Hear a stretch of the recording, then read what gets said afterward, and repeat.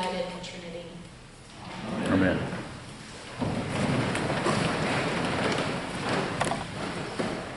In his last visit to the United States, Gustavo Gutierrez, thought of as the founder of liberation theology with social activism, reflected on his half a century of ministry. And he said that he looks at his ministry as a love letter to God. He explained that he's been criticized for, throughout his time, out his life, not always saying exactly the same thing about God or his calling. And he said that if he said the same thing, if he was consistent, that would be pretty crazy.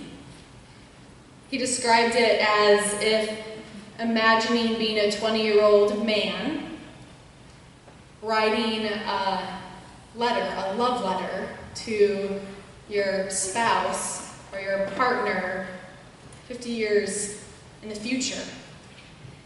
And although you've been married 50 years, it'd be weird to write the same letter and not acknowledge that over time and over experience that your love changes.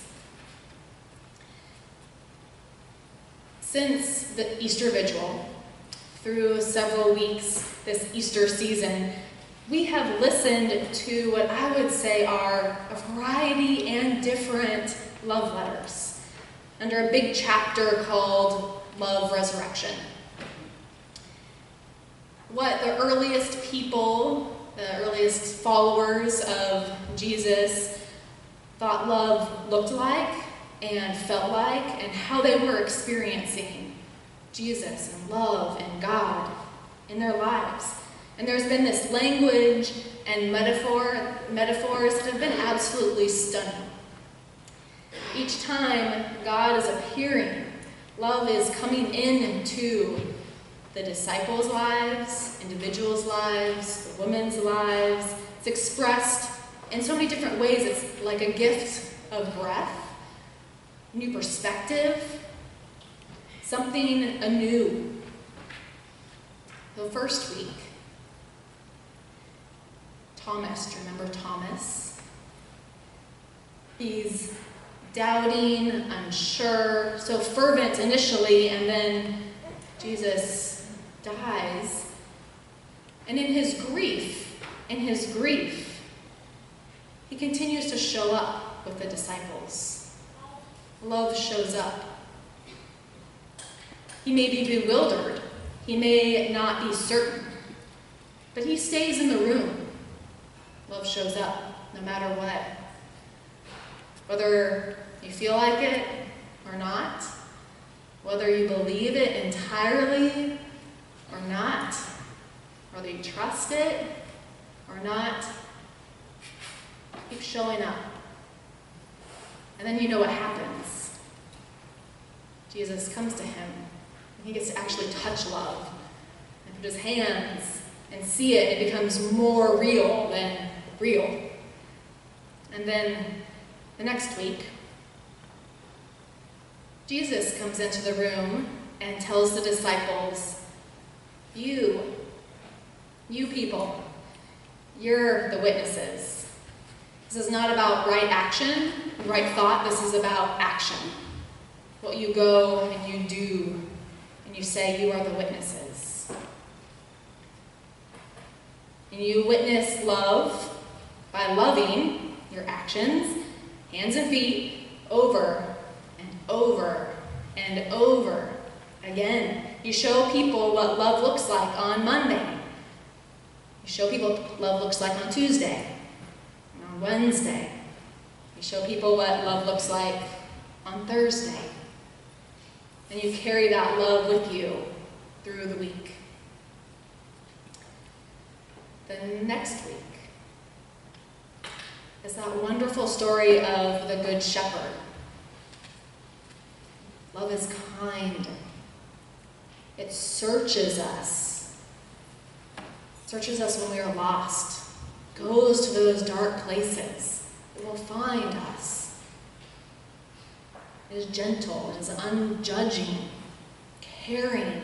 It is this loyal. And then the next week, the metaphor of God being the vine and we the branches. Love connects us, it roots us, it holds us even in the temporal when we go through pruning, to the eternal. We can always trust it. It is in fact our very essence. This love gift is the love that will not break from us. And it's a really, really beautiful metaphor of love. Another one, different, but another. And then the next week, today, the 6th week of Easter, today, the letter writes, "Abide in my love so that your joy may be complete." Abide in my love so that your joy may be complete. And historically, in time, we call this farewell discourse. These are the final words that Jesus is explaining and telling us, or telling the disciples. And his letters of love, the way that love is expressed through Jesus, has been different. It's changed throughout all this time. The Beatitudes, go and give everything you can, giving away your shirt. Jesus is teaching us this variety or diverse way of how to love along the way, how to love in our lives differently. So this final discourse, abide in my love. Abide. Make love big enough to rest in it. Make your love big enough to dwell in it. Make your love joyful enough that you will lay down your life for it.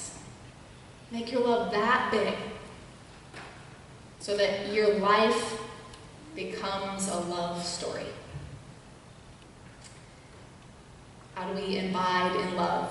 That's the question for today. And maybe on this day of Mother's Day, when we celebrate this creating love, it may be easier to see how to abide in love than other days. For example, last week at the 9:15 service children's sermon, I introduced the children to stories of my maternal grandmother, Marjorie Madge Chilcote. And I told all of the children about how faithful and loyal she was to her family of all boys, and yet also how loyal she was to women. She was a witness. She advocated for women's rights in her day. She was a strong advocate, going to Washington, D.C., writing weekly editorials. Her door was always open. Neighbors and friends came into her kitchen, many, every single day, to talk about this greater theme of her heroine, Eleanor Roosevelt. Without equality, there can be no freedom. She was a leader in the League of Women Voters, and one of our parishioners was just named president. Norman, back here. Grandma would have been very, very proud. And my grandmother witnessed love like this. She spoke it. She wrote it. She was an advocate for it. My daughter's named after that love. This week I met a mother of a young preschool student here at Oregon Episcopal School. She's from Ukraine and her family just moved here about 1.5 years ago. Natalia came and spoke to me about how deeply she wants her children to be baptized. But yet in her homeland, she has real concerns, doubts, and uncertainties about the authority that is in the church.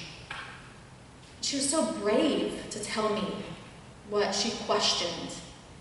And she finally said to me, I want my children to know God's grace. And she asked, are things any different here at St. John's?